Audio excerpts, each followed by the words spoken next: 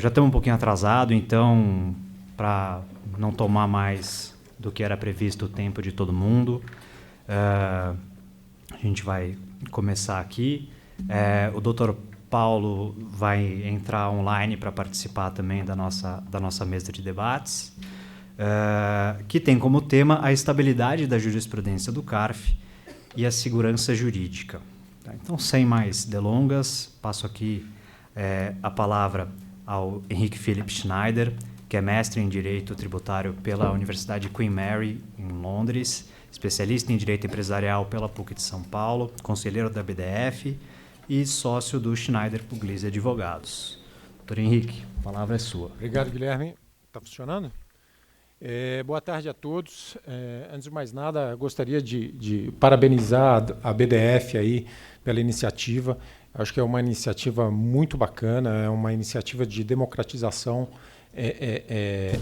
dos conhecimentos relacionados ao CARF. Gostaria também de parabenizar a CONCARF, né, que é grande incentivador aí desse processo de democratização do conhecimento, das discussões, dos debates. A minha parte, na verdade, eu provavelmente vou ser o único que não vai levar o cartãozinho aí de tempo, porque a minha parte é relativamente simples e rápida.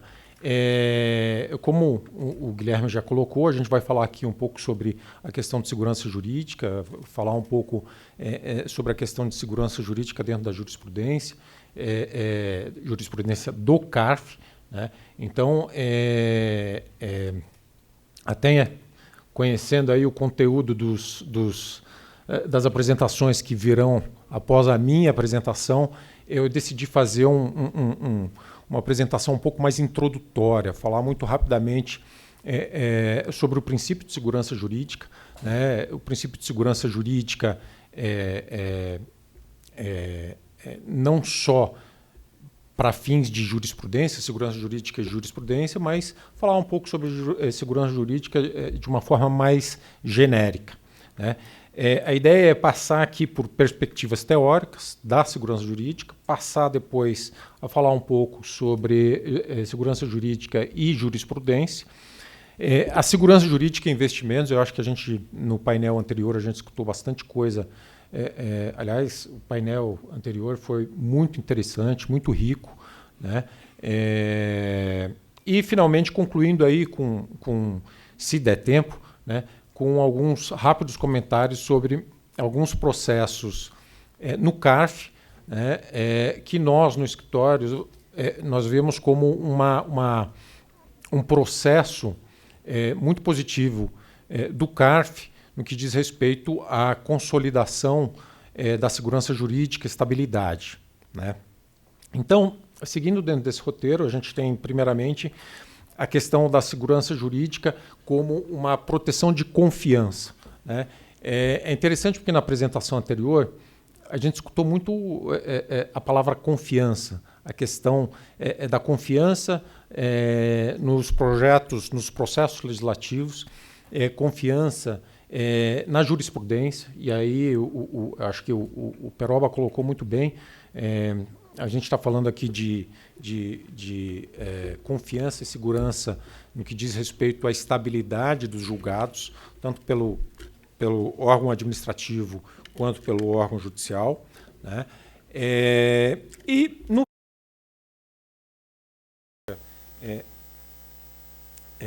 Principalmente a proteção das expectativas dos contribuintes, né? A proteção da expectativa dos contribuintes e a proteção da confiança, né? O contribuinte, e eu acho que a doutora, enfim, na apresentação trouxe algumas questões interessantes para reflexão.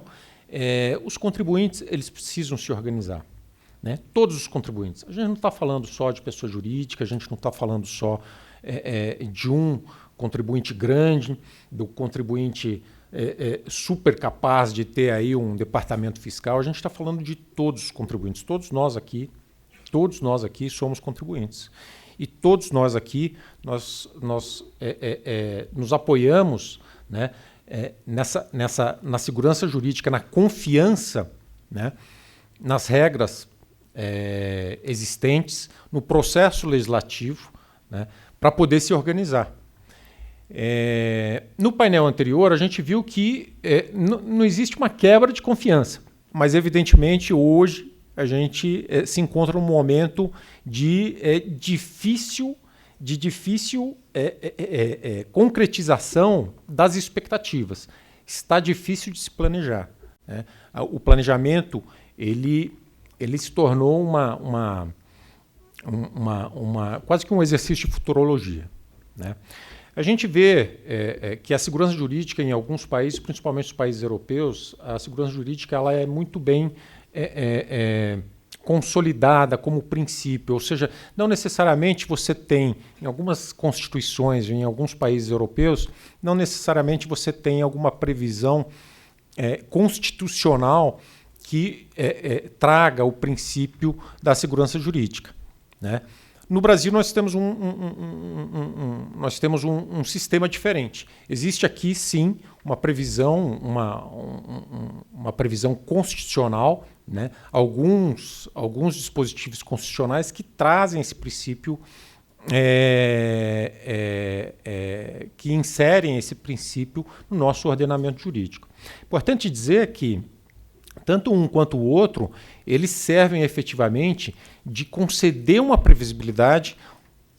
A gente está falando aqui dos contribuintes, evidentemente, mas não só para os contribuintes, para os cidadãos, né? A gente está falando de segurança jurídica, de confiança de que haja uma previsibilidade para as ações, para os nossos planejamentos, haja uma previsibilidade no que diz respeito ao momento atual que a gente vive, né? E que haja uma segurança com relação ao passado, né? É isso que torna efetivamente o sistema confiável, o sistema seguro, né? A gente falou na palestra anterior, foi falado aqui sobre a questão, acho que o Dr. Ricardo falou muito bem sobre a questão de confiança, que o CARF tem 100 anos. A segurança jurídica ela é um norteador, é a confiança sistêmica no nosso sistema jurídico, no próprio Estado de Direito. Então, para os contribuintes, é uma questão extremamente importante. Agora, quando a gente fala de segurança jurídica, a gente fala do processo legislativo, né? A gente fala da previsibilidade do processo legislativo e, principalmente, na Alemanha, existem algumas barreiras pelas quais o princípio de proteção da confiança, que é Vertrauensschutz, ele, na verdade, ele determina que o legislador ele não pode simplesmente legislar de qualquer forma a seu bel prazer. Não. Existe também no processo legislativo algumas barreiras, alguns fatores limitadores para que haja essa previsibilidade, tanto para o momento, quanto para trás, quanto para o futuro. Evidentemente, toda essa questão ela passa também pela jurisprudência. Então, a gente vê aqui grandes teses, grandes discussões tributárias, onde há a apresentação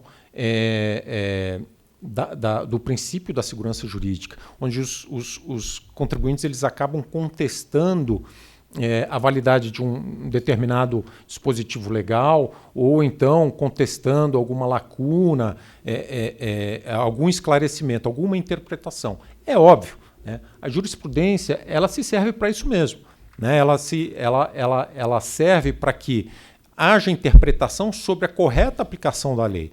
Ela existe para que haja efetivamente a cobertura de eventuais lacunas legislativas que são naturais. As lacunas legislativas, as falhas legislativas, elas são naturais. Elas não podem ser demasiadamente frequentes. Um ponto que aqui a doutora também colocou, né, é a preocupação sobre o contencioso que, no caso da reforma tributária poderá surgir ou até, talvez haja até uma potencialização nos primeiros anos desse contencioso tributário. Segurança jurídica e investimentos, né? Feito todos esses comentários acerca da previsibilidade, da confiança, a gente precisa pegar os conceitos, a questão da confiabilidade de um Estado, de um sistema jurídico, né, e trazer para o campo econômico. E no campo econômico, o que a gente enxerga?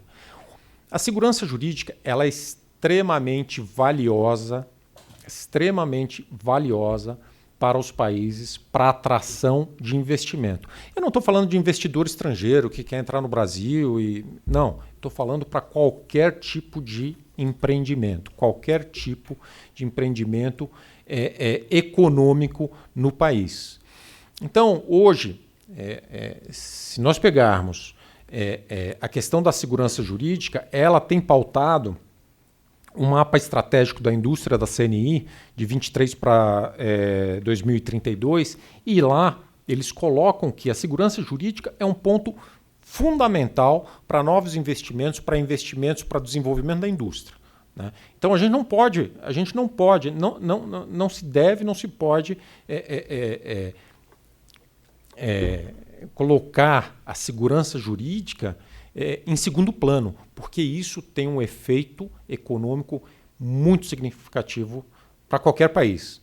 Existem alguns levantamentos feitos sobre o posicionamento do Brasil no que diz respeito aqui à segurança jurídica e, portanto, a capacidade de atração de empreendimentos e investimentos, né? O Brasil, infelizmente, a nossa colocação não é das melhores, né? Agora, apesar de não ser uma das melhores colocações, fato é que, e eu acho que é por isso que a gente tem esse painel aqui, a gente vai ver muita coisa bacana, né? A gente vê que existe um esforço, né, em melhorar, um esforço em reforçar a confiança no nosso sistema jurídico, mais especificamente no nosso sistema jurisprudencial, seja ele judicial, seja ele administrativo. O Brasil, e aí a gente, especificamente o CARF, tem andado em direção à consolidação de alguns dispositivos que permitem uma previsibilidade nos julgamentos, né, uma estabilidade nos julgamentos, e isso é muito importante. Então, acho que o Peroba ele colocou na apresentação dele, puxa, a gente tem que defender o Brasil.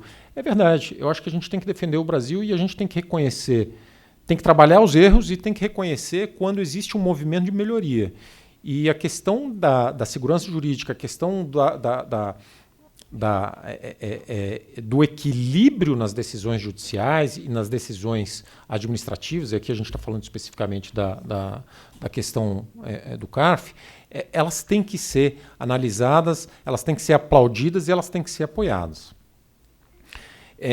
O CARF, e eu acho que a questão lá do regulamento, do regimento interno do CARF vai ser tema das próximas apresentações.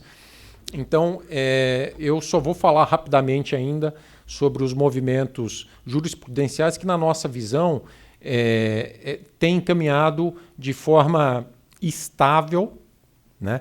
Estável no CARF. E aqui eu faço até um disclosure. Quando eu falo estabilidade nos julgamentos, não significa que os julgamentos necessariamente têm que ser pró-contribuintes. A estabilidade ela se dá tanto pró-contribuintes quanto pró-fisco, né? O importante é que você tenha efetivamente um balizador, um norteador que te permita planejar para o futuro. A questão que o Peroba colocou. Hoje, a gente tem visto alguns desalinhamentos jurisprudenciais. Agora, nós entendemos que efetivamente um movimento está sendo feito de forma muito positiva dentro do CARF, dentro do regimento interno do CARF. Só para mencionar, né, discussões que, na nossa opinião, são discussões que houve aí uma estabilidade. As operações de rede internacional. Rede internacional, a gente teve aí a presença de manhã da doutora Edeli, ela foi relatora de um caso muito interessante, muito importante, sobre rede internacional e a dedutibilidade dos respectivos e a dedutibilidade das respectivas perdas apuradas nas operações de cobertura, ou seja, operações de hedge, auferidas no exterior. Aquele caso ele foi trabalhado durante 10 anos e lá o caso que foi julgado favoravelmente ao contribuinte colocou alguns balizadores muito importantes para o mercado de tradings de commodities. Quais são esses balizadores? São os balizadores relacionados a toda a força probatória, toda a questão relacionada à ligação da operação de cobertura com a operação física, né, com o risco a ser protegido. A gente viu aquela decisão lá atrás e, ao longo dos últimos anos, a gente tem visto que o CARF, em matéria de operações de hedge, tem, nesse sentido, eu vou dizer evoluído, né? Ou seja, tem analisado com muita perspicácia e com muita propriedade técnica essas operações e tem visto, e eu recebi o cartão, olha, eu pensei que não fosse receber, acabei recebendo. Então, esse é um exemplo, tem mais outros 2 exemplos, que eu não vou entrar aqui nesses exemplos, mas esse é um exemplo que no nosso entendimento, no escritório, a gente vê nitidamente que o CARF ele tem adotado uma posição estabilizadora nesse tema especificamente, né? Outros temas que nós colocamos, que nós consideramos, é a questão do PDD alguns até vão me xingar aqui, mas a questão dos lucros no exterior. Acho que se a gente pegar a coerência, a gente vê que efetivamente esses julgamentos eles têm seguido uma linha mestra nesse sentido. Enfim, eu pensei que não fosse levar o cartão do Guilherme, levei o cartão. A minha parte é essa. Era falar para vocês um pouco sobre a questão da segurança jurídica, o que norteia a segurança jurídica na jurisprudência e o que, na nossa visão, o CARF tem colaborado com relação a esse assunto. Então, por favor, Guilherme. Obrigado, Felipe.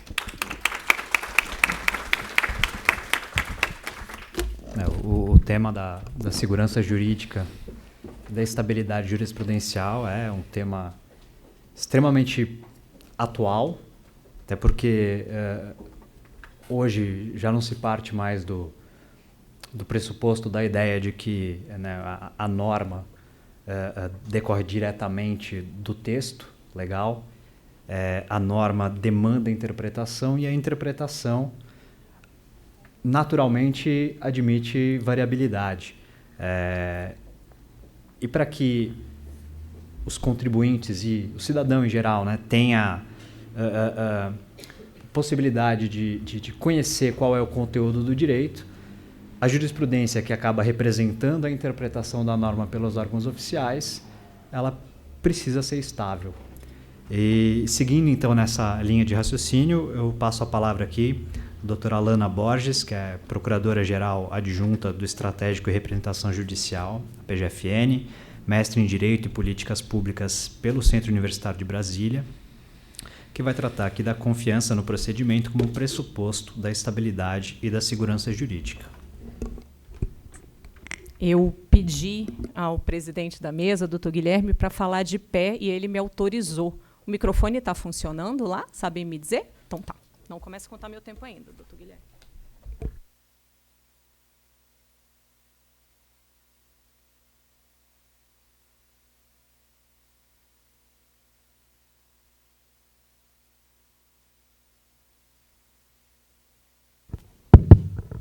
Está funcionando. Bom, boa tarde a todas e todos. Eu cumprimento, então, o doutor Henrique, o doutor Guilherme, a doutora Andressa e os meus professores, doutor Manuel e doutor Paulo Mendes, que nos acompanha virtualmente. Faço um cumprimento e um agradecimento à doutora Ana Cláudia pelo convite. Há muito tempo que a gente já fala sobre eu estar aqui, então, muito obrigada ao ACONCARF e ao doutor Felipe Renault, também, em nome da BDF, aproveitando a doutora Daniele Brigagão, muito obrigada também à BDF pelo convite. Bom, Eu sou uma pessoa do contencioso judicial há mais de 20 anos. Então, o que você está fazendo aqui, não é? Para falar num evento que vai tratar de questões do CARF. Ah, a minha apresentação foi pelo lado de lá? Ah, bom, é porque eu estava vendo o Paulo aqui. Bom, eu vim exatamente para falar sobre a necessidade de enxergarmos as decisões do CARF com o viés da estabilidade. Como é que se mantém a estabilidade com as decisões do CARF sendo preservadas? Mas, Lana, então você está dizendo que o Poder Judiciário não pode se imiscuir nas questões decididas por um tribunal administrativo? Vamos ver. O que eu tenho para... A minha apresentação não entrou? Bom, aqui. O que eu tenho para propor... vamos voltar um pouquinho, já foi bem? Está indo para frente. Doutor Guilherme, desconta do meu tempo. Está parado aqui na minha mão. Está parado na minha mão. Pronto. Vamos lá. Vamos ver se eu consigo fazer... pronto. Eu falava, então, da estabilidade da jurisprudência do CARF e a segurança jurídica como objetivo, seja do poder público, seja dos particulares. Eu vou aprender. Bom, a PGFN tem, e vocês vão entender por que eu estou dizendo isso, uma agenda institucional de redução de litigiosidade. Essa agenda institucional ela é trabalhada antes do litígio, durante o litígio e, principalmente, depois do litígio. A cobrança é estratégica, não mais se faz a formalização de toda e qualquer execução fiscal. A gente trabalha com a redução de litigiosidade dentro do processo e também com os meios de consensualidade.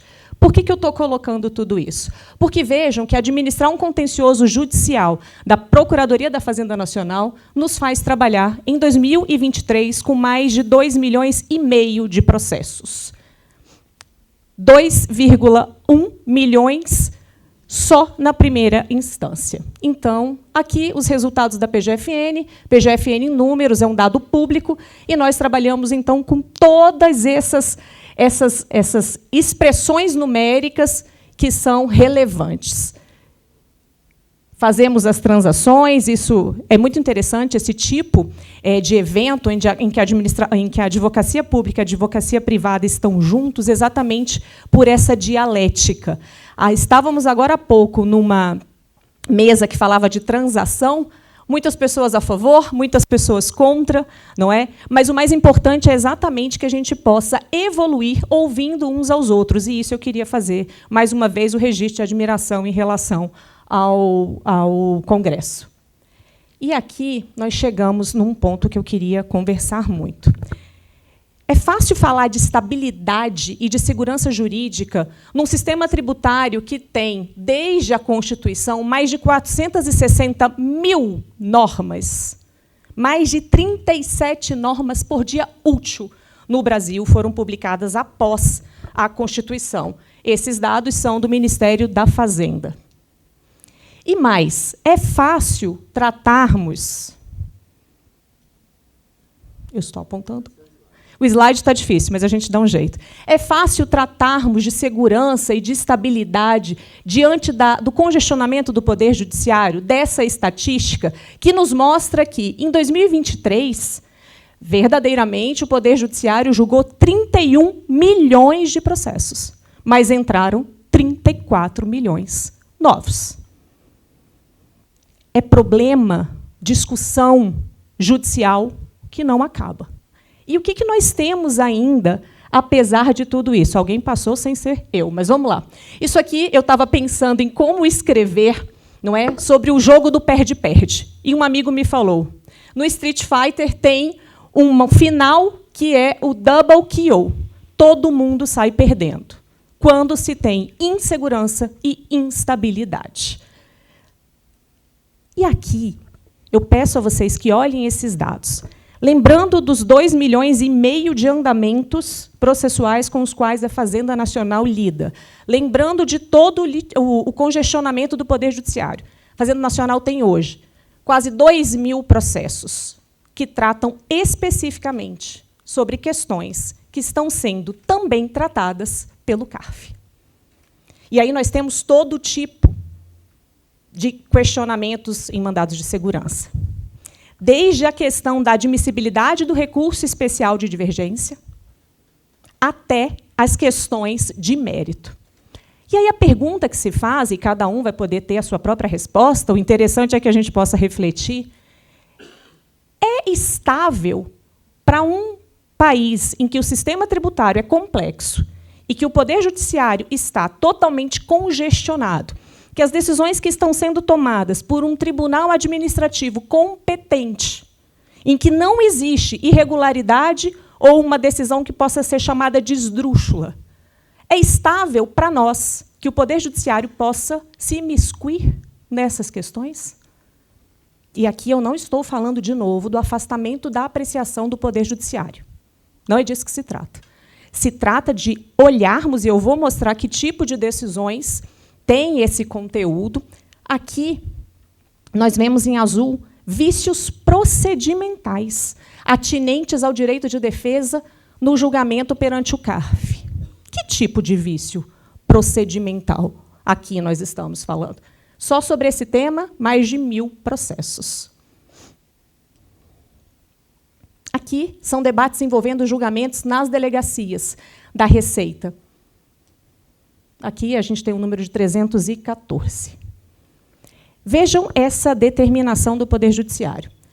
Promover o julgamento dos recursos especiais da impetrante nos processos administrativos número X e apensos, considerando como paradigma o acórdão do CARF, conforme a sentença proferida nos autos. O RESP teve seu segmento negado por aspectos formais. Qual aspecto formal? Houve uma transcrição errada da emenda do paradigma. Pode o Poder Judiciário, ou deve o Poder Judiciário, poder ele sempre pode, dizer ao julgador, aquele colegiado do CARF, utilize essa ementa aqui e não aquela que foi utilizada antes? É a pergunta que temos que nos fazer. Aqui é a reprodução da decisão. Só detalhando aquela providência sobre a qual eu já falei, o indeferimento se baseou em aspectos formais, transcrição errônea da ementa. Então, esse assunto chega ao Poder Judiciário, sendo tratado pelo CARF, esse recurso especial foi inadmitido, e o que nós temos, então, não se abre mão da discussão administrativa, mas leva-se ao Poder Judiciário para que o Poder Judiciário possa dizer que o aspecto formal de admissibilidade está equivocado, quando o órgão competente para isso disse que, na verdade, o recurso não deveria ser admitido. Aqui, uma outra situação. Realizar um novo julgamento do recurso especial de divergência sem a restrição constante de um artigo X do regimento interno. Afasta-se o regimento interno para que um julgamento se dê na forma como o Poder Judiciário entende que é o correto. E todas essas colocações são para que possamos pensar. É esse cenário de estabilidade que nós todos buscamos, poder público, particulares? É vantajoso para quem? A quem interessa essa instabilidade, essa insegurança? Aqui, esses são os dados abertos do CARF. Vejam que nós temos um acervo por fase processual, esse primeiro cenário. Sobre estados, processos que somam mais de 58 bilhões de reais. Sobre estados, não podem ser julgados, pelas várias razões, entre elas as determinações do Poder Judiciário. Aqui, o quantitativo processual. São 698 processos nesse estágio de sobrestamento. É um quantitativo bastante interessante. E vejam a questão do ajuizamento das ações. Esse é um monitoramento feito pela PGFN. Em 2017, 2016, a gente começa a ver o crescimento. Há uma queda em 2020, em razão da pandemia. Depois, esse cenário sobe novamente, em 2021 e 2022. Tem uma queda no segundo semestre de 22, se estabiliza um pouco em 23 e cai novamente em 24. Esse problema, Lana, do Poder Judiciário ter essa interferência nas questões de admissibilidade dos processos administrativos é uma preocupação válida? Poderia ser a pergunta. São processos que valem? Essa sua dúvida quanto à estabilidade e segurança é algo que tenha que ser considerado? Diz o próprio CNJ, que contratou o INSPER, desse movimento participou o Dr. Manuel, para realizar um diagnóstico do contencioso judicial tributário brasileiro. E olhem aqui, hipótese 10. Integração entre instâncias. A pergunta, esse diagnóstico é feito a partir de perguntas e respostas de todas as procuradorias do país, de todas as fazendas do país, auxiliados por estudos acadêmicos. O diagnóstico é realizado pelo INSPER, como eu disse, que foi contratado pelo CNJ. Eu não vou usar tudo, doutor Guilherme. Eu vou cumprir, viu, doutor Henrique? Diferente, não é? Nessa hipótese 10, olha o que temos. Existe uma relação de causalidade, a pergunta é essa, entre o excessivo número de processos judiciais pendentes de julgamento e a superposição de instâncias no sistema brasileiro? Existe uma relação de causalidade entre o excessivo número de processos judiciais pendentes de julgamento e a falta de integração entre as instâncias administrativa e judicial? Ou a possibilidade de se recorrer à instância judicial ignorando as instâncias anteriores? E vejam. Opa, deixa eu voltar aqui.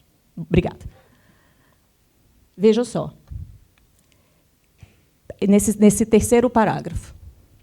Para confirmar ou infirmar essa hipótese, buscou-se identificar dados que permitiam responder se atos processuais produzidos na esfera administrativa ou nas instâncias judiciais inferiores poderiam ser aproveitados parcial ou totalmente na esfera judicial ou nas instâncias judiciais superiores, respectivamente. Buscou-se identificar dados relativos à integração e à racionalidade entre a esfera administrativa e a judicial, ou entre instâncias judiciais e as regras processuais ineficientes. Tudo isso que eu estou colocando, poder ou não poder, o poder judiciário, não é? Fazer esse tipo de interferência, trazer esse tipo de decisão, mandar voltar a admissibilidade de um recurso especial de divergência no CARF, mandar que a ementa daquele recurso especial interposto seja substituída. Existem outras decisões. Tudo isso foi preocupação do CNJ num levantamento, num diagnóstico do contencioso tributário judicial. Então, é uma preocupação que tem um mínimo de pertinência. E todas aquelas decisões que às quais eu me referi, elas vão na contramão, por exemplo, deste julgado do ministro Gurgel, em 2022. Ele cita, do ministro Kukina, em 2022, que cita um precedente do ministro Gurgel na primeira sessão. Segundo o ministro Gurgel, citado pelo ministro Kukina, no controle jurisdicional do processo administrativo, a atuação do Poder Judiciário limita-se ao campo de regularidade do procedimento, bem como a legalidade do ato, não sendo possível nenhuma incursão no meio administrativo, a fim de aferir o grau de conveniência e oportunidade. Se não estivermos diante de decisões esdrúxulas, ilegais, ou que prejudiquem, de certa forma, ou de alguma forma, a própria decisão judicial futura, não há razões para que o Poder Judiciário tenha essa interferência, sob pena de descredibilidade das decisões do CARF. Um tribunal legitimamente, administrativo, legitimamente composto e previsto, que tem, não é, hoje a composição paritária entre advogados privados, indicados, passados todos por seleções, e também os auditores fiscais. Eram essas as minhas palavras. Obrigada, doutor Guilherme, obrigada a todos.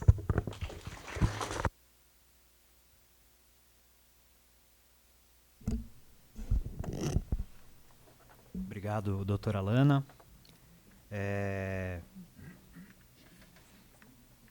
E doutor Paulo, está nos ouvindo?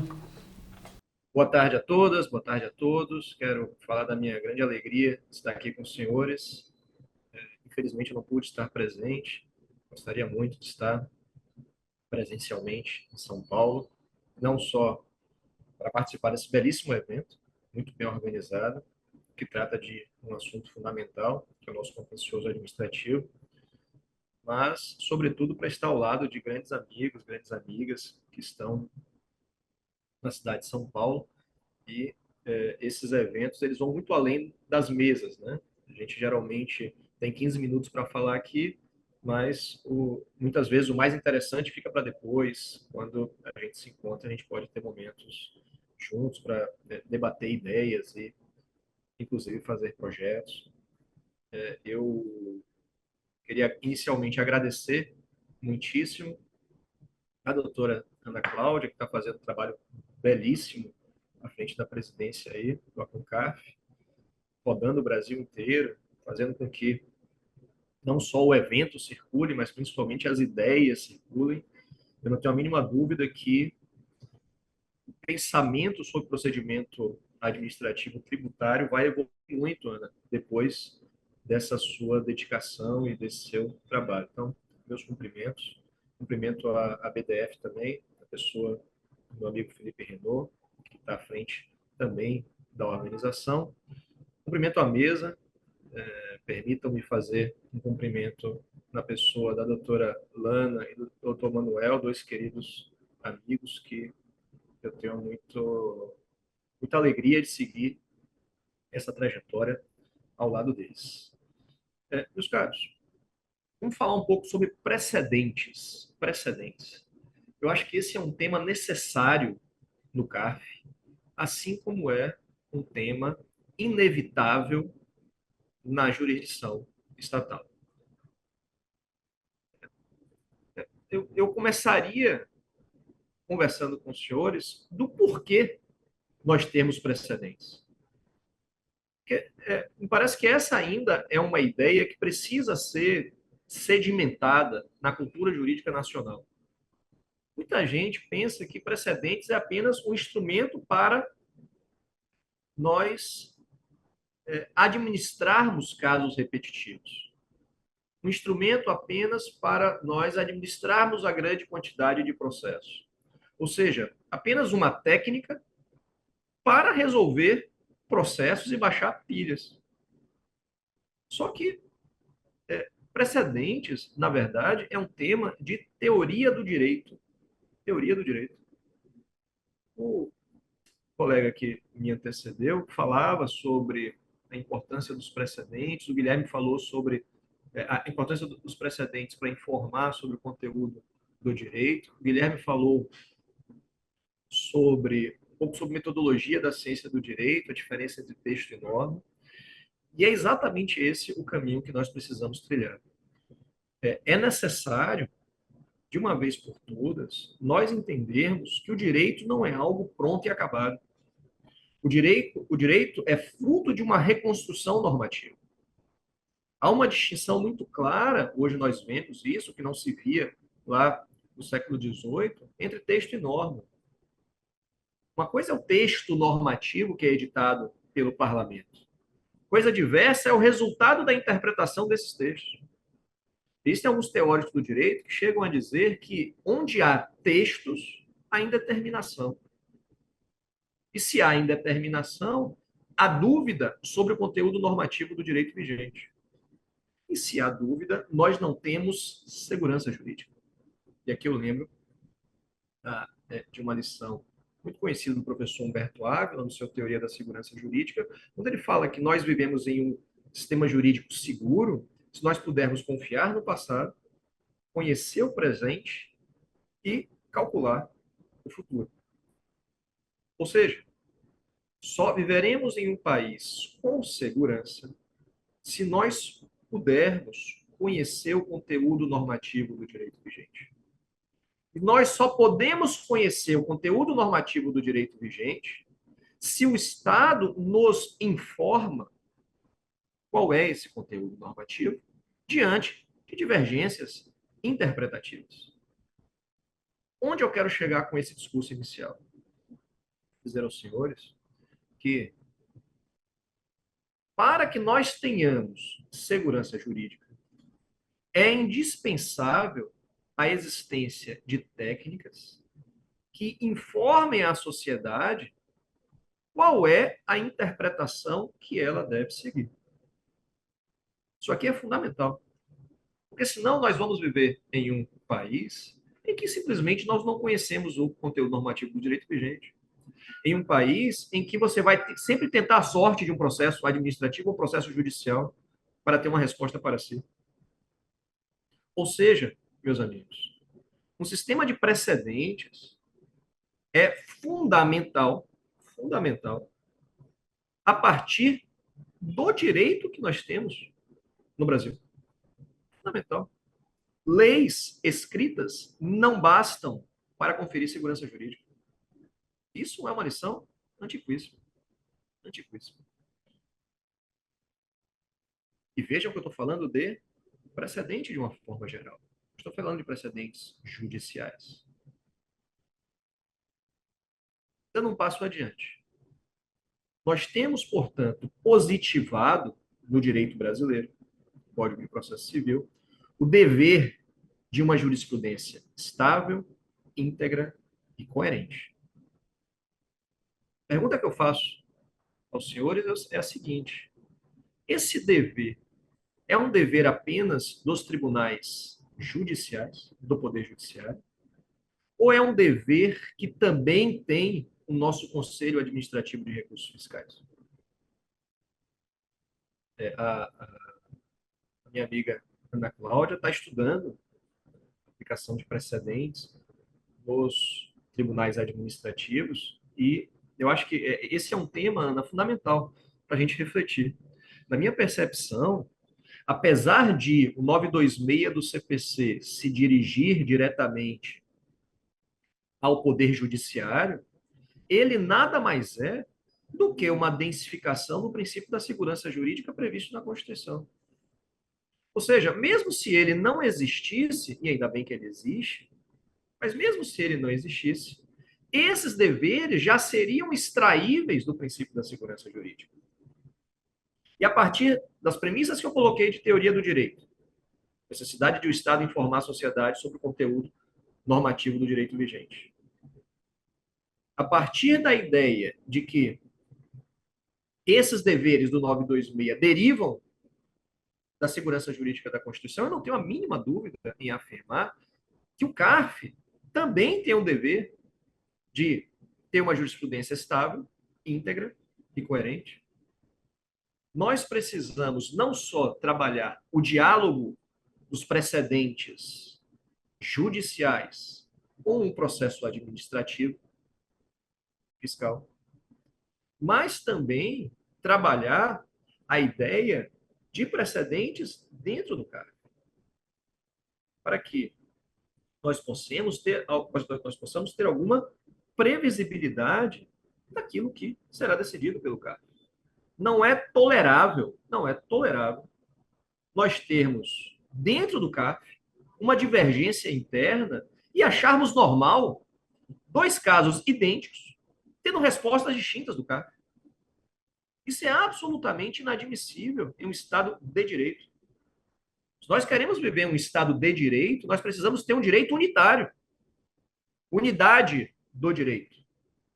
E unidade do direito requer resposta única dos tribunais para os jurisdicionados. É natural que, em um primeiro momento, nós tenhamos divergência interpretativa. O doutor Henrique falou isso, muito bem isso. É absolutamente natural. Absolutamente natural. Existe naturalmente na construção do jurídico um momento de movimentação interpretativa.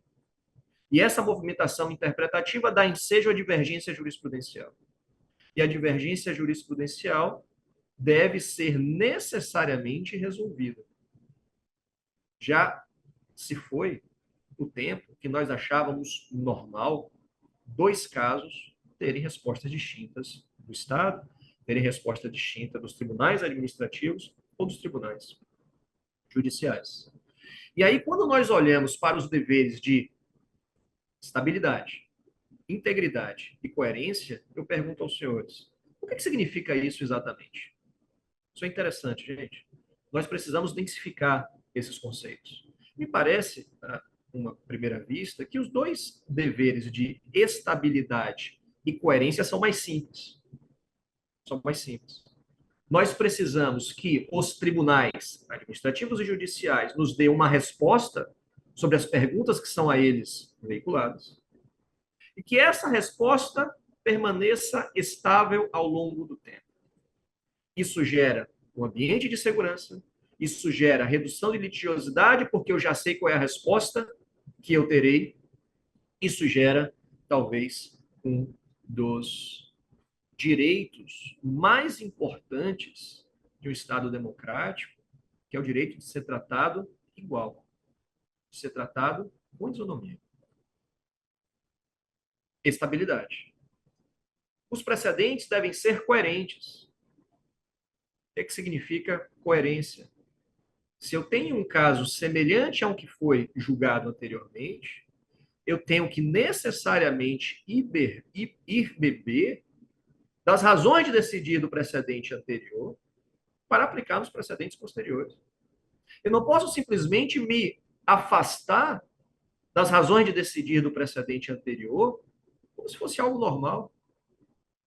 Isso é um dever dos tribunais, não só manterem estáveis as suas decisões, mas manterem uma coerência em relação aos próximos casos, ainda que sejam diferentes.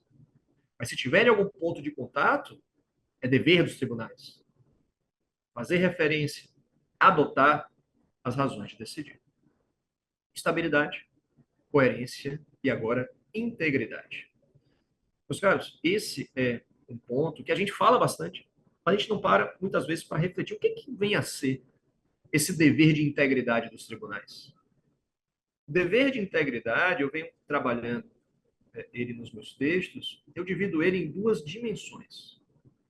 Em uma dimensão de formação do precedente, e uma dimensão que eu chamo de uma dimensão interna, e uma dimensão externa de controle do precedente já formado.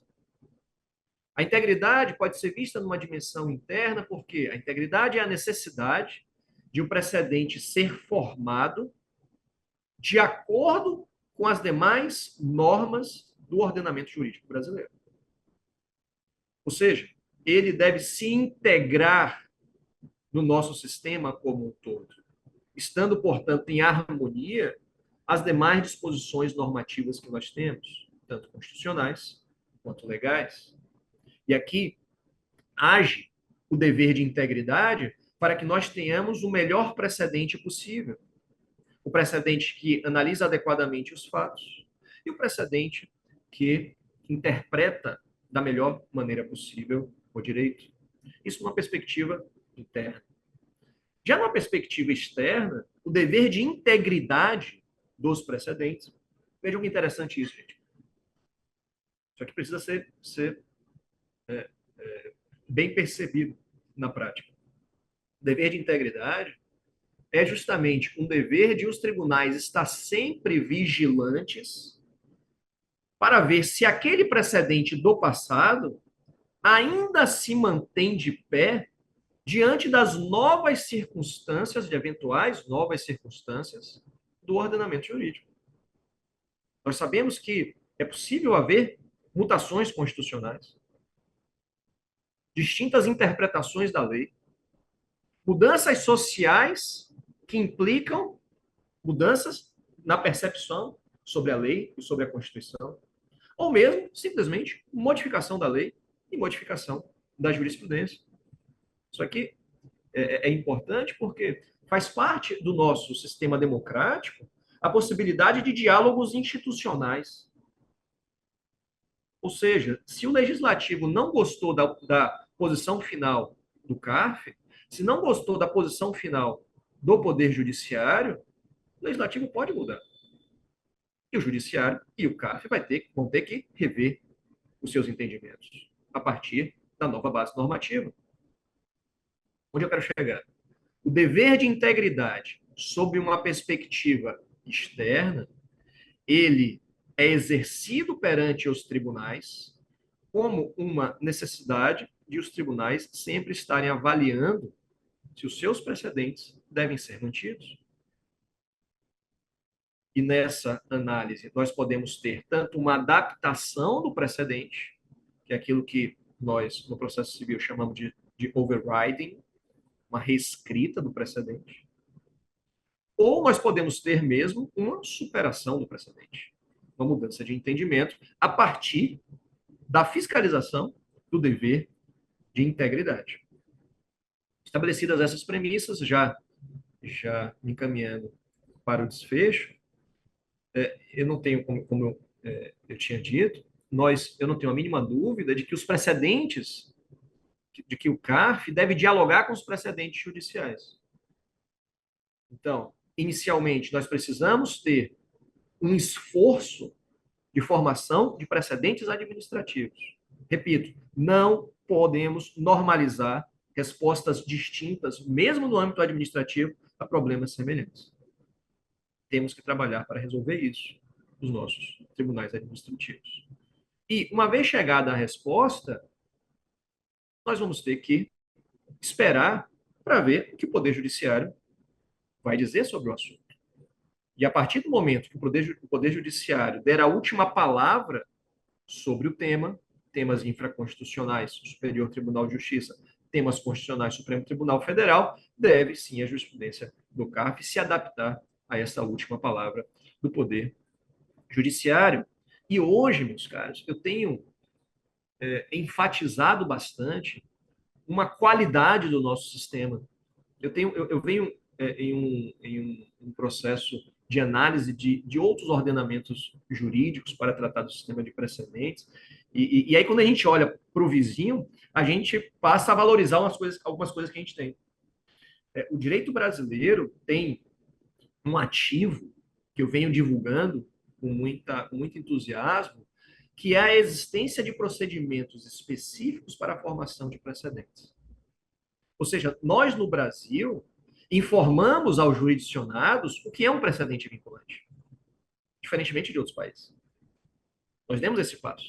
Se nós olharmos para o Superior Tribunal de Justiça, nós temos precedentes pela técnica de formação de recursos repetitivos. Nós olhamos para o Supremo Tribunal Federal, nós temos controle concentrado de constitucionalidade e nós temos precedentes pelo regime da repercussão geral. Percebam que nós já demos esse passo. Nós temos mais tranquilidade para olhar para o Poder Judiciário e sabermos o que é um precedente firme. E, a partir daí, dar repercussões a isso. Uma última consideração, nós hoje vivemos uma transição, né, no Superior Tribunal de Justiça. O STJ hoje trabalha com a técnica dos recursos repetitivos. O STF com a técnica do regime da repercussão geral. Uma pergunta, gente. Se você olhar para o CPC, você vai ver o código falando muito em recurso extraordinário repetitivo. Eu pergunto a vocês. Vocês já viram algum recurso extraordinário repetitivo sendo julgado? Ninguém nunca viu. Porque não existe. A técnica de formação de precedente no Supremo Tribunal Federal chama-se regime de repercussão geral. Por que eu estou falando isso agora?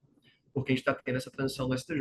No STJ, hoje, o precedente vinculante é os recursos, a técnica dos recursos repetitivos. Com o advento da relevância, isso é um vaticínio, tá? Eu acho que vai acontecer isso.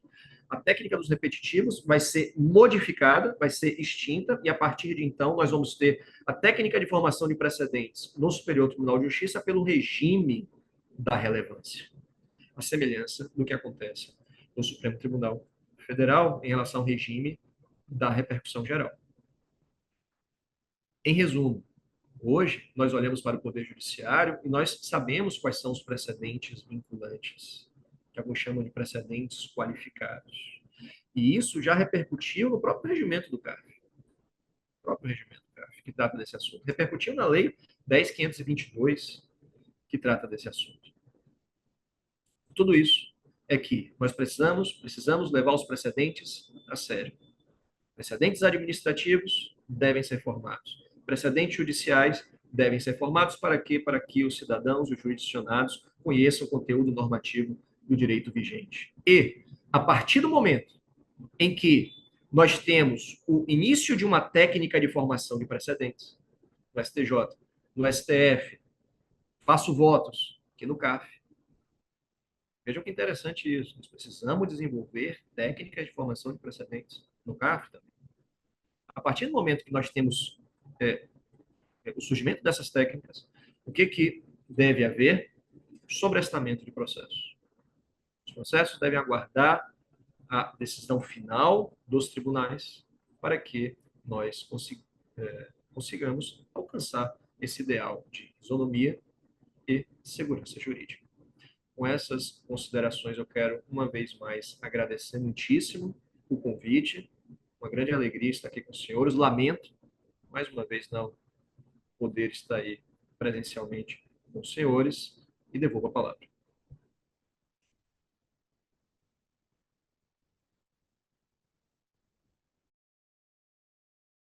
Obrigado, Paulo. De fato, acho que o tema da teoria dos precedentes é um tema que precisa ser mais debatido, mais difundido entre nós, operadores do direito. Não é incomum, né, na realidade do CARF, a gente está lá discutindo na sessão de julgamento e, de repente, algum tema que já tem precedentes da Câmara Superior e na Câmara Ordinária, tanto conselheiros do fisco como conselheiros dos contribuintes falando, mas eu não estou vinculado às decisões da Câmara Superior. Quer dizer, não sei o quanto de ego tem nessa afirmação e essa falta de cuidado, de entendimento do que representam as decisões, quando seguir um precedente, quando não seguir. Então, muito obrigado aí pela sua apresentação. E passo a palavra agora para minha colega do CARF, e que, assim como eu, também é uma filha da PUC, doutora Andressa Sena Lízias, mestre e doutorando em Direito Tributário aqui pela PUC de São Paulo, que vai tratar um pouco vai seguir nessa temática de estabilidade jurisprudencial, segurança jurídica, com o tema Pensando na Sistemática dos Recursos Repetitivos no Novo Regimento do CARF.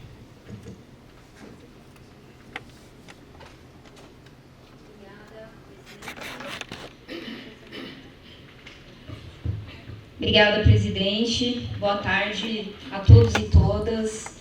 Eu queria, em primeiro lugar, agradecer à BDF, à CONCAF, especialmente à doutora Ana Cláudia.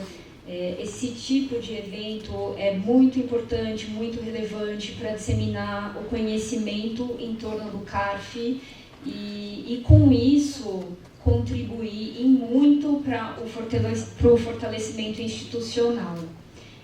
Vamos aqui conversar hoje um pouquinho, então, sobre os recursos repetitivos do CARF. Eu tenho um trabalho acadêmico extenso e ainda em curso sobre os recursos repetitivos do Poder Judiciário, né? São coisas muito diversas e vamos ter a oportunidade de mostrar um pouquinho aqui dessas diferenças.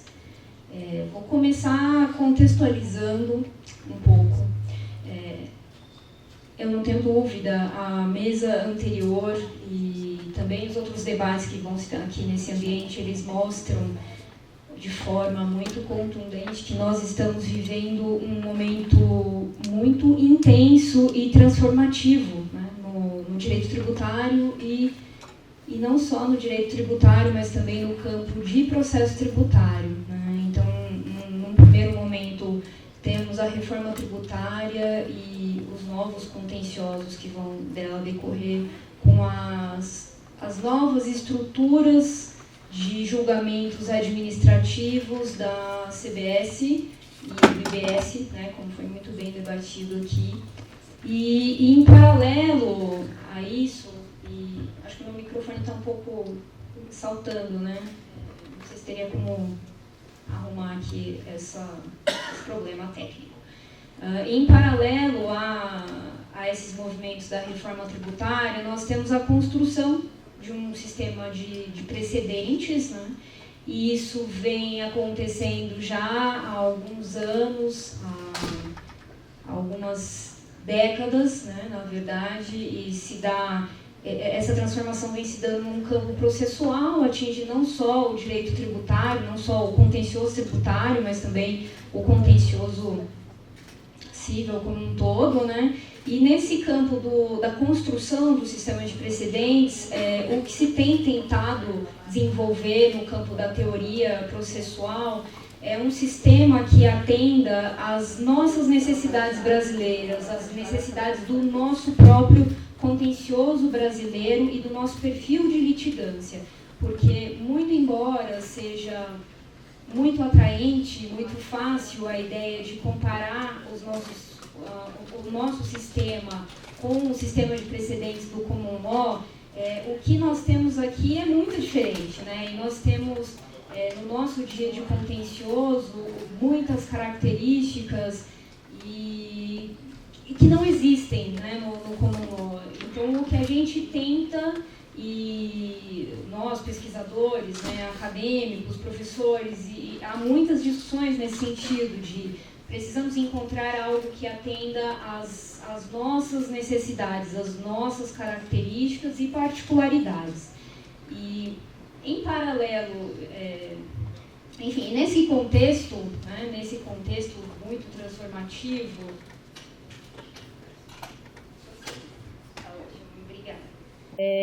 no Poder Judiciário e no contencioso administrativo tributário, nós temos, né, desenvolvido e discutido mecanismos para fazer frente à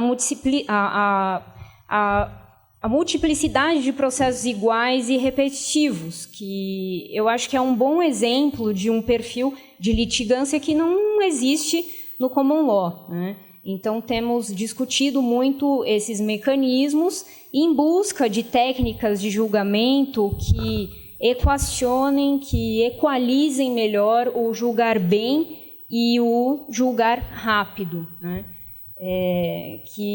De modo que, no final das contas, se obtenha, e aí lembrando dos valores constitucionais, né, de uma decisão justa, que é direito do contribuinte, ou no Poder Judiciário do jurisdicionado, né, num tempo razoável de tramitação do processo. E no CARF não é diferente. No CARF, os movimentos que nós observamos acontecerem, os desafios, né, com que a gente lida no Poder Judiciário, esses desafios também existem dentro do CARF. Então, no CARF, já há alguns anos, e isso não é uma novidade agora do novo regimento, né, já estava presente na sistemática anterior, também existe um sistema de recursos repetitivos criado para lidar especialmente com esses processos que se repetem, né, processos que são considerados idênticos. E isso numa tentativa de equilibrar, de novo, essa qualidade da entrega do direito e, por outro lado, a eficiência, né, na gestão dos acervos. Aqui eu trouxe um pouquinho do contexto para a gente conseguir se inserir um pouco na atividade do julgador, do conselheiro do CARF. Evidentemente que isso é um recorte muito pequeno, porque não existem só casos complexos, né? E aí aqui eu uso até a denominação da professora da casa, Teresa Arruda Alvim, de hard cases, né? E casos menos complexos, repetidos, volumosos, né? Claro que tem outras situações, mas essa situação gera um bom recorte das nossas atividades e mostra que, de fato, é preciso algum tipo de intervenção, de ação sobre a volumetria, né? Porque aqui nessa segunda parcela, aqui eu tenho, de fato, uma questão de volume, né, como está dito, e que é preciso lidar.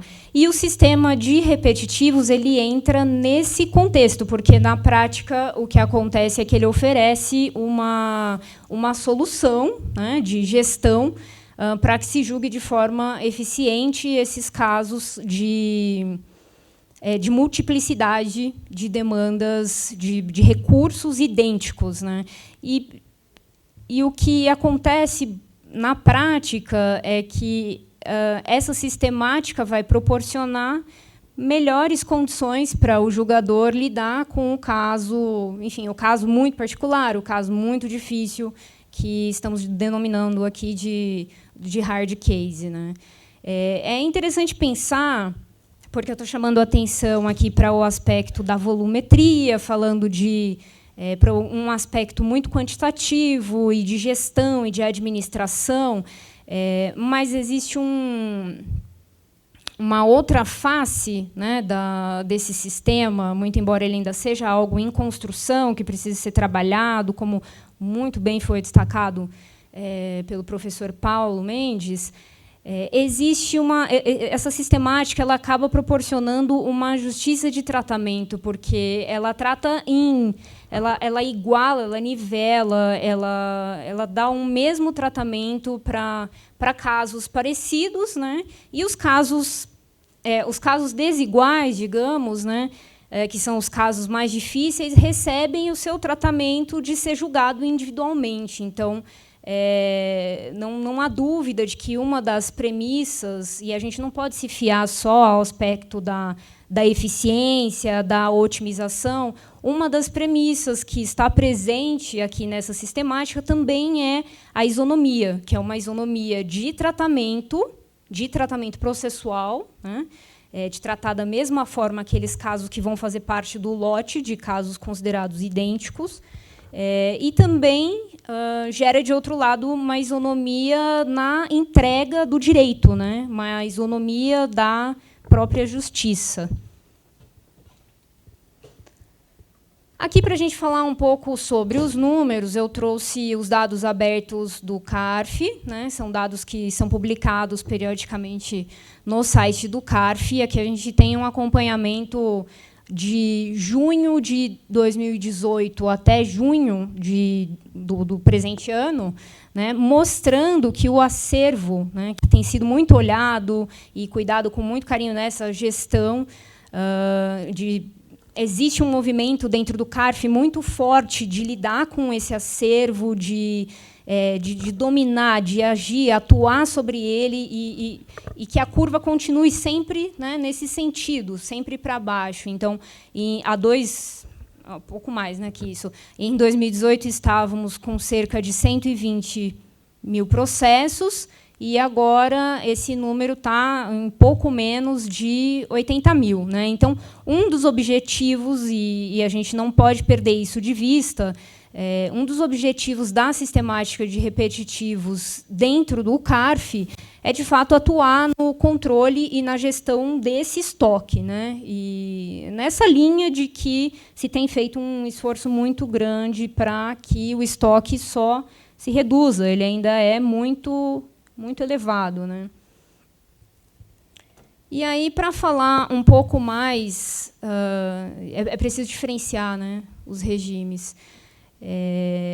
Aqui eu quero fazer uma comparação dos recursos repetitivos do CARF com os recursos repetitivos do STJ, né, ou com o regime de repercussão geral do STF. O que a gente percebe, de forma geral, é que a lógica de julgamento ela é semelhante, porque é a ideia de eu vou julgar por amostragem. Então, eu filtro um caso que seja mais representativo daqueles casos considerados idênticos e julgo esse caso, e, a partir daí, eu julgo os demais, né? Então, eu julgo numa única vez. E, nisso, os regimes se parecem, né, essa forma de julgar que atende às finalidades de eficiência e agilidade, né, na técnica de julgamento. Mas elas começam a se diferenciar a partir daí, e são muitas as diferenças, porque no STJ, no STF, uma das finalidades precípuas, né, da mecânica, da sistemática, é uniformizar um entendimento, pacificar uma tese, né? Isso é a primeira coisa. E essa tese pacificada ela vai ser aplicada pelos demais órgãos do Poder Judiciário. Então, são tribunais regionais, locais, juiz de primeira instância, né?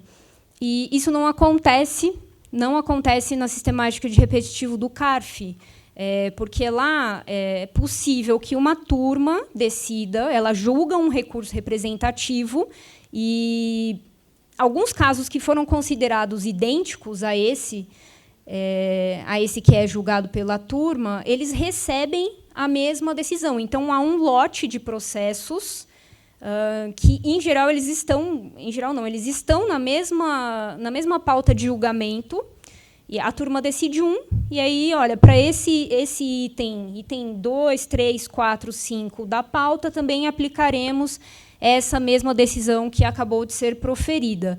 E, de modo que não há um intuito de pacificar uma tese, porque esse entendimento que foi proferido pela turma, ele não vai vincular a DRJ, por exemplo, né?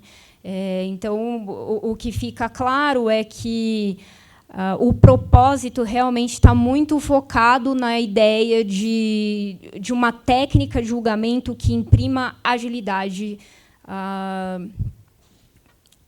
ao ato de julgar, né? E esses casos com essas características. E a quem se destina o entendimento, né? Então, como eu acabei de mencionar, no caso dos repetitivos do Poder Judiciário, a todos os órgãos do Poder Judiciário, e no CARF é diferente, é a própria turma que acabou de julgar o caso representativo. E as pessoas atingidas também são diferentes, porque, muito embora haja uma discussão no Poder Judiciário, muito em torno do artigo 927 do CPC, né, porque, enfim, em torno da constitucionalidade do artigo, da eficácia vinculante, que atinge a vários contribuintes, que é o que acontece nos repetitivos do judicial e na repercussão geral. No caso do CARF, não, né? Ela só vai servir, essa decisão ela só vai ser aplicada ao mesmo contribuinte, em geral, só alterando os fatos geradores. Para vocês terem uma ideia, eu presenciei já julgamentos de repetitivos, inclusive em perdecompes, então é tudo bastante diferente mesmo, não é uma pacificação de uma tese de direito. E aí, o que eu queria mostrar aqui para vocês é que, e concordando com o que o professor Paulo mencionou, é que assim, o sistema ele está longe de ser pronto e acabado, ele está em plena construção e a gente precisa olhar ainda para vários aspectos e aprimorar, né, esse sistema. Eu separei aqui alguns pontos de atenção e chamo a atenção, enfatizo o que ele tinha mencionado já quanto ao modo de produção dos paradigmas, né? Isso é importante que a gente consiga olhar não só para os efeitos dessa decisão, para o direito que ela está entregando, mas também para o modo de produção dos paradigmas. E eu tenho 4 pontos que eu vou elencar aqui rapidamente. Tá? Um deles é a necessária cautela com a escolha do recurso considerado representativo. Isso eu chamo a atenção nos meus estudos em relação aos repetitivos do Poder Judiciário e se aplica aqui também nos repetitivos do CARF. A gente tem que entender se esses recursos que foram pensados e selecionados para ser o caso piloto, se realmente ele tem abrangência, diversidade suficientes em relação aos demais processos que vão ser considerados iguais. E o ideal é que ele não seja fruto de um ato interno, né, do CARF, mas que ele se abra a possibilidade do contribuinte se manifestar, até mesmo informando se há algum outro caso que não rastreado pelo CARF, eventualmente não rastreado, e que seja mais representativo que aquele que foi indicado. Um outro ponto é a competência para aplicação do precedente, né, dessa decisão. Porque hoje a competência pela norma regimental, pelo regimento do CARF, ela é conferida a um setor administrativo, que é o setor de pós-julgamento, né? o CEPOG. E o que eu vejo aqui, né, que eu chamo a atenção, há análises jurídicas, né, que podem acabar prejudicadas, né, nesse processo que é administrativo, porque se eu tenho um caso, por exemplo, com um ponto de distinção, um fundamento autônomo, que deveria ser analisado, isso precisa passar pelo crivo de um julgador, né. E ainda sobre a aplicação, acho que não está aqui no slide, mas eu queria mencionar também que é algo a ser olhado, aprimorado e pensado de forma crítica, em relação à seleção do próprio lote de repetitivos, porque ele é feito de forma informatizada, por um sistema, né, e também esse processo pode ser falho, né, e pode perder essas questões de diferenças jurídicas entre um caso e outro. No ponto 3, eu queria destacar a importância de critérios, né, diretrizes um pouco mais claras para a elaboração dos paradigmas, porque existe hoje uma orientação mais informal, mas existe de textos genéricos, e, na minha compreensão, os textos genéricos, apesar de facilitarem numa aplicação para os casos que vão ser impactados, o lote de repetitivos, e pode comprometer a certeza e a liquidez, e aí pode dificultar, inclusive, um momento de cumprir esse julgado quando o processo for baixado, né? Então, esse é um ponto, para mim, que chama bastante atenção.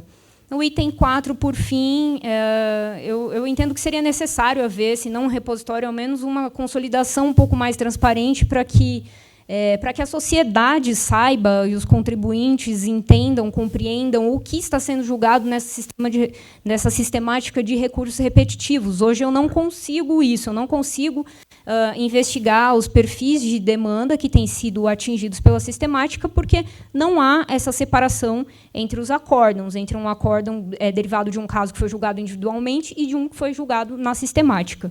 Então, por fim, para fechar, o que eu queria deixar aqui como o chamariz da minha apresentação, né, é que, dentro dessa construção do sistema de precedentes, e seja na esfera judicial, ou seja aqui, né, no CARF, é importante que a gente não olhe só para o que se está julgando, mas para como se está julgando, né? E, nessa visão, o que se manifesta é a visão de um processo que possa surtir um resultado prático, né, tornando concreto o direito material do contribuinte e atendendo direitos e garantias processuais, né, que existem não só no processo judicial, como também no processo administrativo tributário. E com isso, eu acho que assim, algo que vai decorrer, vai derivar diretamente disso, é com isso que chegamos ao objetivo final de que a jurisprudência do CARF seja íntegra, estável e coerente. São essas as considerações que eu tenho. Eu peço desculpas por ter passado um pouquinho o tempo, presidente, e é isso. Eu agradeço a participação.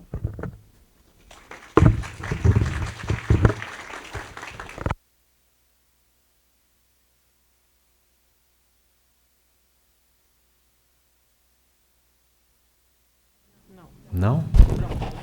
Acho que agora foi, né? Tá. Obrigado, Andressa. E para não atrasar ainda mais o nosso cronograma, eu já passo a palavra aqui ao Dr. Manuel Tavares Menezes Neto, procurador da Fazenda Nacional, doutorando em Direito na IDP, que vai continuar no nosso tema aqui de segurança jurídica, estabilidade jurisprudencial, tratando de teses tributárias e judicialização das decisões do CARF.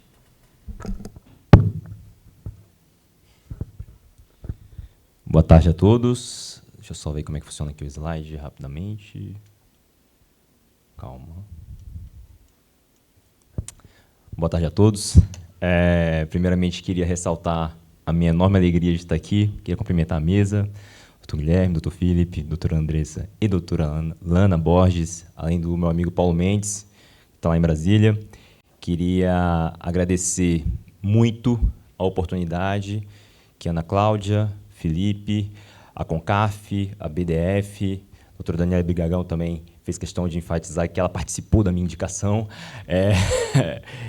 É muito bom poder estar aqui hoje, é muito bom estar aqui na casa de Renato Beixo, na casa que a doutora Juliana Furtado foi forjada, né, no direito tributário. Hoje, de fato, é um momento emocionante na minha carreira, na minha trajetória, porque a gente sempre pensa, né, nós, estudantes de direito, de um dia fazer uma carreira e, quem sabe, estar nos grandes palcos. Estar num palco como esse, num local como esse, e tratando de algo tão importante quanto o CARF do passado, como chegou até aqui, o CARF de hoje e o CARF de amanhã, porque aí aqui eu já começo a fazer um paralelo com a tríplice dimensão da segurança jurídica de Humberto Ávila, né? A gente tem um fio de esperança. A gente tem uma percepção muito clara de que o CARF, enquanto tribunal, vive um momento diferente, as instituições vivem um momento diferente, a advocacia vive um momento diferente, tanto pública quanto privada, e muito disso se espelha nessas pessoas que eu acabei de mencionar.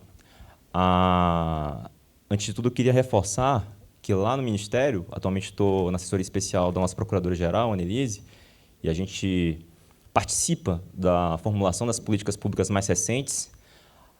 A gente nem sempre consegue fazer com que tudo saia do jeito que a gente gostaria, mas a gente participa e a gente percebe um movimento muito intenso nos conselheiros do CARF, sobretudo, na atual gestão do CARF, de mudar e superar o que eu tenho chamado da crise do 19E, que foi um processo recente que a gente teve, né? Desde a bendita lei da transação, mas que tinha um dispositivo específico sobre voto de qualidade, e que ali a gente teve um momento de inflexão em relação a pensar o que queremos do CARF. E o CARF ele tem uma centralidade jurídica, porque ele é um filtro jurídico fundamental nessa parte de estabilização de precedentes, nessa questão de pensamento do direito tributário, e para pensar o direito tributário, ele traz consigo uma centralidade social, porque ele tem representantes da sociedade civil, ele tem representantes do setor produtivo. Acho que ele poderia ter uma representatividade um pouco maior das pessoas físicas e dos contribuintes que pensam também, como todos nós, em colaborar para um país mais justo, mais solidário e inclusivo. Mas ele é socialmente central e ele também tem uma centralidade econômica. A gente tem que pensar que, sim, ele não é um órgão arrecadador, mas ele tem uma centralidade econômica. E a gente tem que pensar de que forma a segurança jurídica que a gente percebe a partir do CARF vai fomentar investimentos, como bem mencionou o Dr. Felipe na fala dele. Para quem não me conhece, eu adoro números, gosto de números, tenho formação em economia, tenho formação em administração pública, e vou começar como prática. Se eu conseguir acertar no slide. Doutora Alana, eu estava pensando, quando você estava passando o slide, né, e estava olhando o Dr. Paulo Mendes, eu convivo com eles quase que diariamente há 5 anos. E nós somos frutos, né? A gente é resultado das pessoas com quem a gente convive.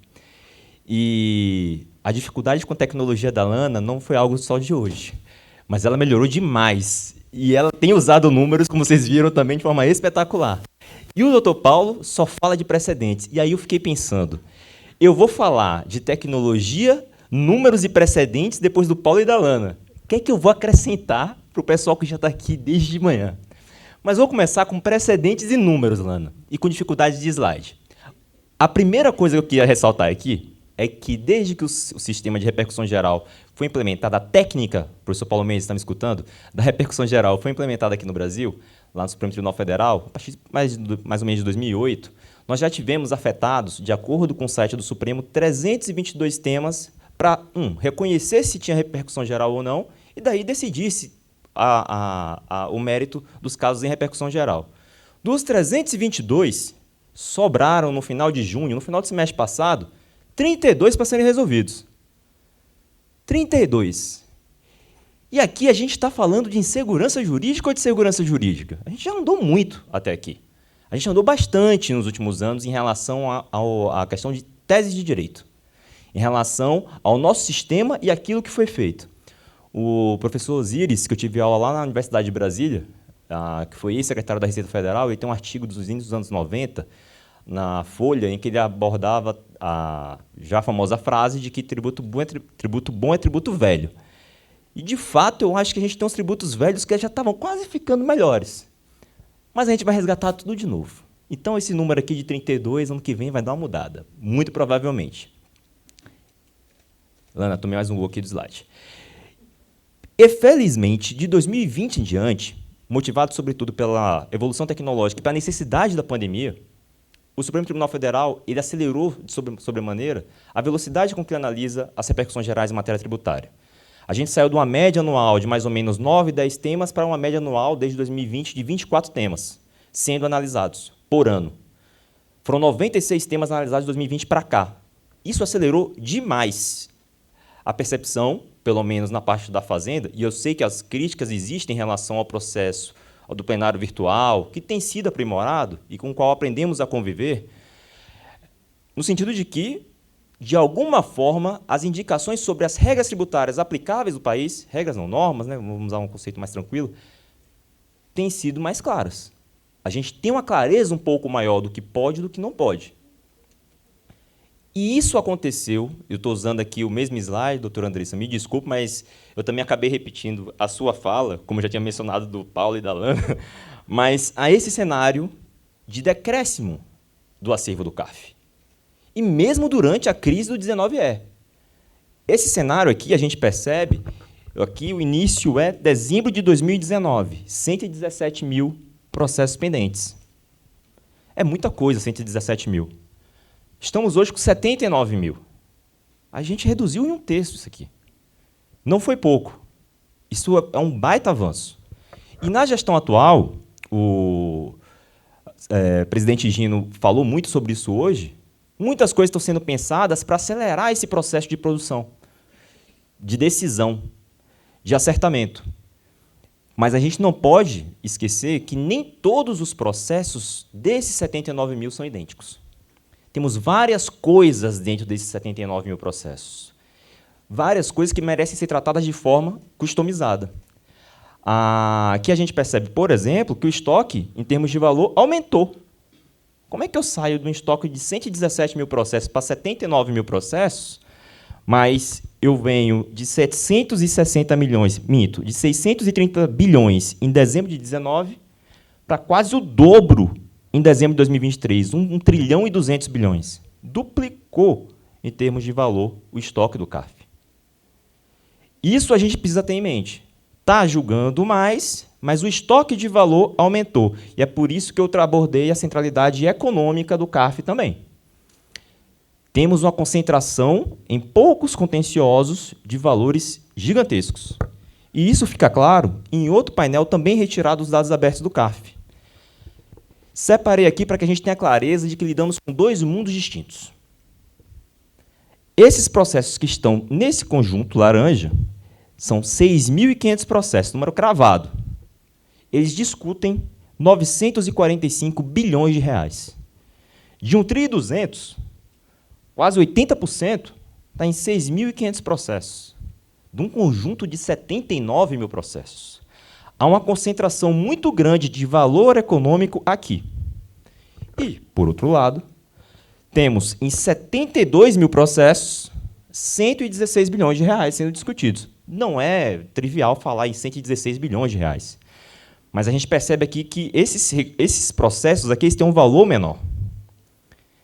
Qual o desafio que está sendo imposto hoje, em termos de política pública, para a gestão atual do CARF? E isso também o presidente Gino mencionou. Dar celeridade em todo esse conjunto e, de um lado, destravar no aspecto econômico esses processos e destrava para todo mundo. Quando julgar aqui é bom para todo mundo, porque vamos ser sinceros. Se o contribuinte perder, ele pode judicializar. Se a Fazenda perder, eu tiro esse estoque, eu tiro essa expectativa de quem sabe arrecadar isso e tiro, inclusive, a possibilidade de discursos equivocados no sentido de que o CARF é órgão de arrecadação. Não compartilhamos disso. É um órgão de debate jurídico e um debate jurídico sofisticado e complexo. Mas a gente consegue ter clareza que, se a gente começar a trabalhar com essas nuances, a gente consegue atender os dois eixos que eu falei anteriormente, 2 dos 3, pelo menos. Juridicamente, eu consigo resolver muitos litígios aqui, eu consigo gerar pacificação de, digamos que seja meio a meio a resolução, Mas eu mato metade desse contencioso, eu resolvo a vida de 35 mil pessoas aqui, de 35 mil empresas que já conseguem resolver a sua vida. E tem 35 mil que vão poder, inclusive, optar em ir para o judiciário. Mas não todos esses. E aqui eu tenho 6.500 que vão poder ou produzir. Ah, ganhei, estou liberado, vou poder usar esse dinheiro para gerar emprego, gerar receita. Ou vão poder litigar também. E não vai fazer muita diferença se for 50%. 3 mil processos na Procuradoria da Fazenda, como a Lana trouxe, não é nada para a gente. A gente lida isso. E isso é uma pauta de uma repercussão geral. Aparecem 3 mil processos assim no instante no sistema. Todo mundo querendo fugir da modulação. Eu já recebi até aviso, vou pular esse slide aqui, porque senão não chega onde eu quero falar. Aqui é a mandado de segurança e procedimento comum que fala sobre esse caminho à judicialização do CARF. E esse gráfico aqui é interessante só para a gente ter uma clareza. Também sabemos que todo mundo hoje judicializa sem custos. Então, quanto antes eu resolver no CARF, antes eu começo a discussão judicial. Porque hoje todo mundo vai pela mandado de segurança. É muito raro eu utilizar procedimento comum, tendo os riscos que são inerentes ao risco da judicialização aqui, de pagar a sucumbência. A gente sabe, isso é vida real, meus amigos. A gente não precisa fantasiar. Se você consegue encaixar mais ou menos no MS, você vai para o MS. E está certo, tem que ir para o MS mesmo. Mas a gente percebe que a gente tem que, pelo menos, distribuir esses riscos de uma forma adequada e fazer um CARF produtivo, eficiente, que entregue prestação jurisdicional ao cidadão. Não adianta ficar represado lá. E aí a Lana foi muito feliz na colocação dela. Não dá para discutir cada vírgula do processo administrativo no CARF se eu já tenho uma pretensão de, ao final, também judicializar. Precisamos ter um mínimo de coerência.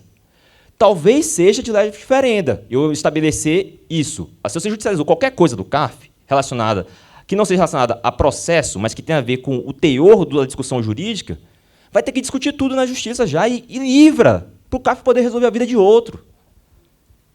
Nós precisamos ter uma solução rápida. Estamos trabalhando com inteligência artificial nisso.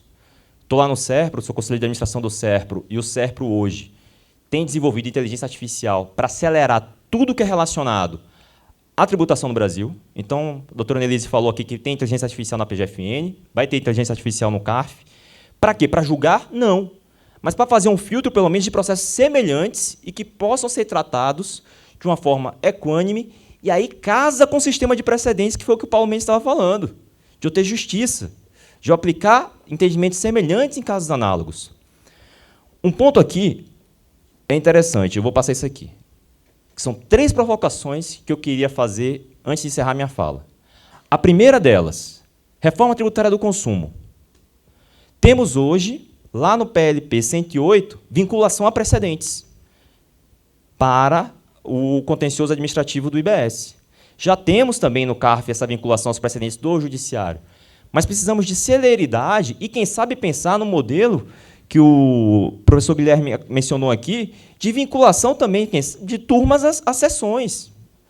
Me desculpe, eu sei que tem atividade judicante, mas todo magistrado, o professor Best me corrija se eu estiver enganado, na hora que saiu um precedente vinculante lá, no início dos precedentes, tiver essa resistência, como é que eu vou ficar vinculado agora para sempre? Mas foi preciso para que a gente tivesse o mínimo de esperança em termos de prestação jurisdicional. Aquela esperança que permitiu ao CARF reduzir de 120 para 80 mil a quantidade de processos. Estudo sobre o dia seguinte dos processos no CARF. Nós estamos agora pensando em fazer uma vinculação dos processos, ter um número do processo e até de características dos processos administrativos, para que eu tenha consciência do índice de judicialização desses processos. Quanto tempo está demorando no CARF para começar tudo do zero na justiça de novo? O CARF tem sido eficiente nisso? Quais são as discussões que estão surgindo depois que sai do CARF? A gente aproveita esse contencioso administrativo? Será que a gente poderia, o professor Helena já mencionou isso em outras ocasiões, né? Quem sabe pular algumas etapas da jurisdição ordinária a partir daquilo que já foi produzido no CARF? São provocações. Nesse ambiente acadêmico, acho que são extremamente bem-vindas. E aí eu trago também a transação no contencioso antitransacional, que é um tema que eu estou estudando para o meu doutorado e que eu acredito que a gente tem muito a avançar, mas que é justamente, e aí eu vou resgatar lá atrás, trabalhar nesses 6.500 processos e ver o que é que eles têm em comum. para que a gente possa, a partir de um elemento de determinação de resultado desses processos, é uma tese que está sendo discutida que ninguém sabe quem vai ganhar, fazer acordos. Recomendo fortemente, nesse aspecto, aproveitar que o professor Gustavo da Gama está aqui, lá da UERJ, o artigo do colega dele, Sérgio André Rocha, foi publicado, acho que antes de ontem, no Conju, falando sobre ágil, já teve transação sobre ágil, mas a lei estava ruim, a gente precisou melhorar, e a lei agora está top. Trabalharam lá no Ministério nessa lei aí, né, que deu uma melhorada.